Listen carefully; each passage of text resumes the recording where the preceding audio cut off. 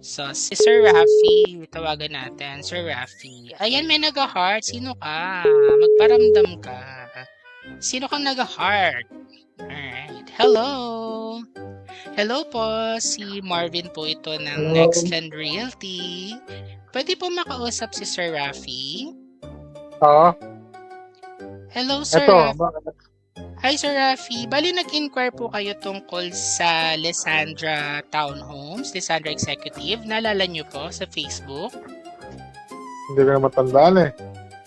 Ayun po. Naghanap po kayo ng home, ng rent-to-own home po? Or Ang ano? pre-sale home? Ng mga bahay po? Naghanap po kayo ng bahay sa Cavite? Kasi nag-fill out po kayo ng form sa Facebook. Sa General Ay, Trias hindi na, Cavite hindi na. po. Wala na, Nice. hindi na. Hindi na po. May kakilala po Hindi kayo, na. sir, na interested? Kumuha Wala, ng wala. property? Wala po. Wala. Sige, sir. Salamat po. Pag meron po, refer nyo na lang po sa amin sa number na to. Sige, sige. Salamat. Thank you Goodbye rin. po. Wala na daw.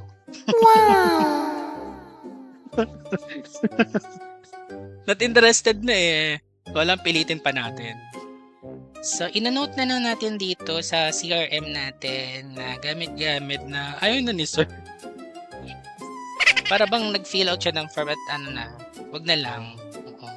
So, lalagay ko na lang dito, not interested na or lost. Para hindi na natin siya matawagan. Lost na to? Yes, sir. Sayang, may nakausap na tayong isa kaso wala namang kwenta. Charot lang. Hindi, ganun talaga, guys. May nakausap tayo kaso kaso ayaw. Pero at least may nakausap, diba? Oo. At least may makausap ka siguro sa isang araw, 5 or 10 tao. Pasasaan ba't may mapupulot kang isa na interested talaga? Okay? May mga leads na warm, may mga leads na cold. So ito mga tinatawagan natin, medyo warm siya kasi nag-fill out na sila ng form ewan ko ba dito kay sir, parang hindi niya na matanda. What? Parang hindi na matandaan na nag-fill out siya ng form. Oo. Kung tutusin mga warm leads na to kasi nag-ano na sila nagbigay na sila ng number, ng email, ng messaging. Oo. Pero ganun talaga.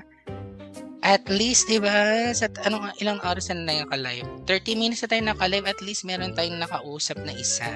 Diba?